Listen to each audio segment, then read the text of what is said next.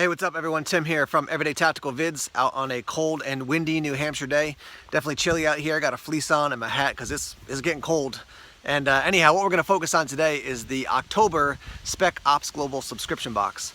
What I'm going to do at first is step back from the camera and show you all the gear if you are subscribed at that highest level, and then we'll kind of work through the different pieces and tell you a little bit about each piece of gear. The theme this month is Urban Ops, and at that first level, which is Junior ROTC, you're going to get this lockback knife, made in Italy by a company called Mac Coltelier, and then you're also going to get this USA made Balaclava. The second level is the new recruit level, and you're going to get this, which is the combat belt sleeve, and you can see you basically run a rigger's belt through it, and now you can attach gear to the molly that's all around it. The next level up is season non-com, and you're going to get one of these SAG rifle mag pouches, and you're also going to get this flashlight. This is made by LED Wave or LED Wave. That highest level is the elite level, and you're going to get this chest rig, also made by SAG in Poland. So going back to level 1, we have this knife right here.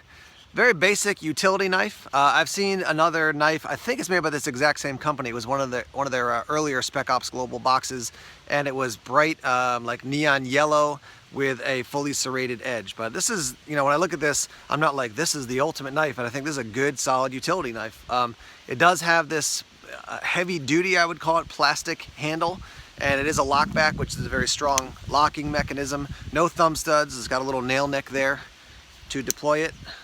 But I mean, yeah, this is a very simple but basic knife. You do have a little hole there to put a lanyard on, and that's one of the first items at that first level.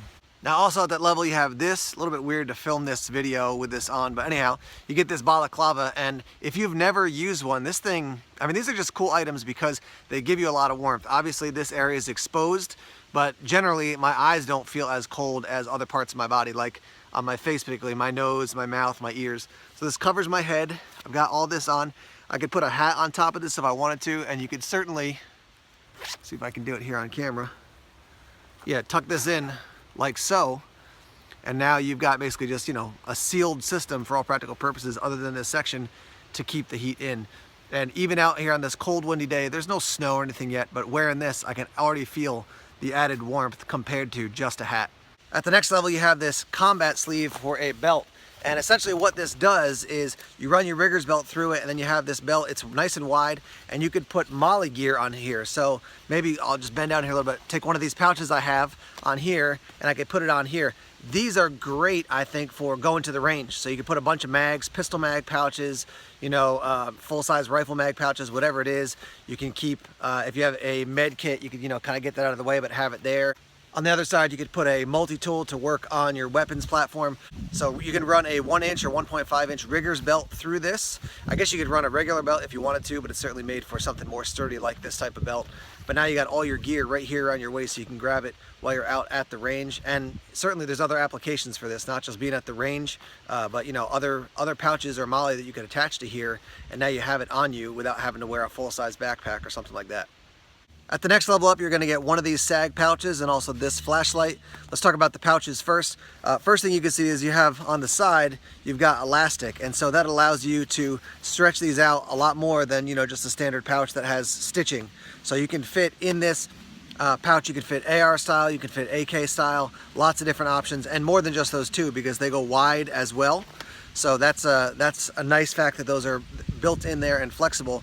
Also on the back you have the webbing to attach it, and then down at the bottom you can see this is what your attachment system looks like. It's not a snap, so that gives you a lot of flexibility as far as how you want to hook it up, how tight you want it to be, how loose you want it to be.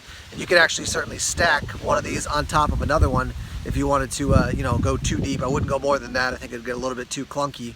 And as you can see, I don't have any AR mags in here right now. We'll talk about that in a minute, but you could store lots of other gear. So you could run, you know, 2 with your mags and then 2 with a flashlight, a knife, a multi-tool, whatever it is. Very nice pouches. I've used one similar to this made by other companies, and I can tell you that these are nicely made, well manufactured.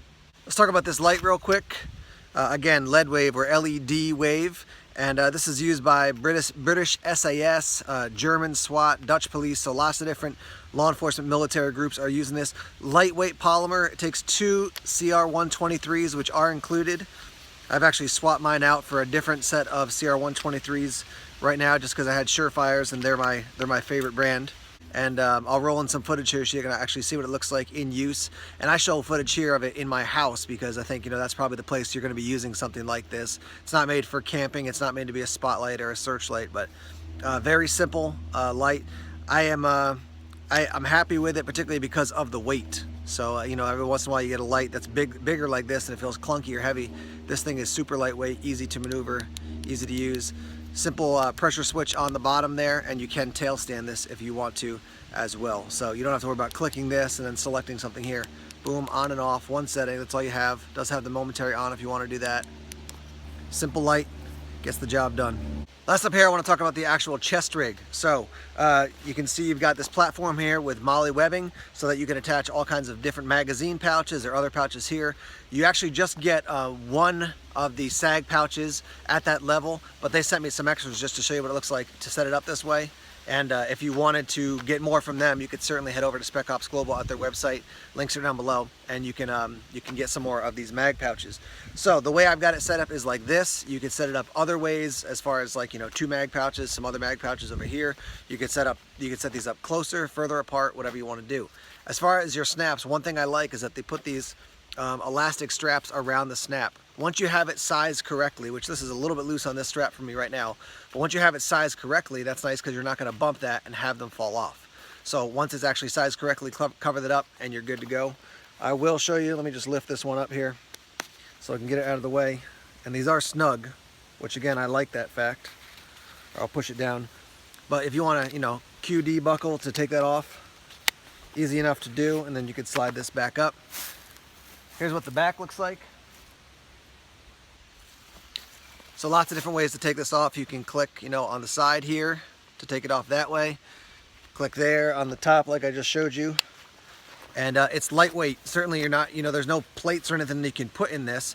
But I look at this and I think great option for somebody who wants to run like an AR or a, you know, a rifle platform out at the range. So you've got all your gear right here with you and ready to go. I also want to point out this is made by SAG as well, SAG. And you know, there's plenty of guys out there who are in law enforcement and military, and what they're being issued, they just want something different or something better depending on, you know, what they're getting issued.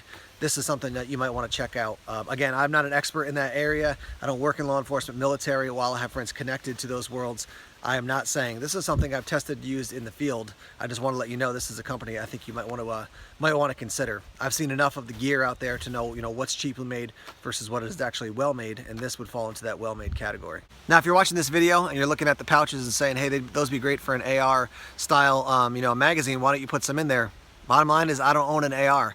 I run a shotgun and I run a pistol when I go out to the range. I've got a buddy who runs his AR, and so I've used his before, but just not a platform I have. And actually not too long ago, the range that I was actually going to pretty regularly was shut down due to some noise ordinances and other things like that. So yeah, I don't have a place where I can go that often. But anyhow, if you're wondering why there's no AR mags in here, that's why. But I can tell you, having used these pouches before, that they will fit an AR style magazine. So just keep that in mind.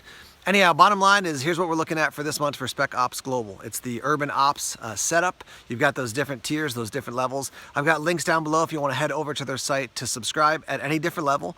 And also you can use that link to head over there and purchase some of the gear that you see in other Spec Ops Global boxes, including this one. So if you're like, hey, I like that, and I did get the box, but I only got 1 mag pouch, but I want to get some more, you can head over there and either purchase items there or connect with the Spec Ops Global team to find out, hey, where can I get more of these types of items.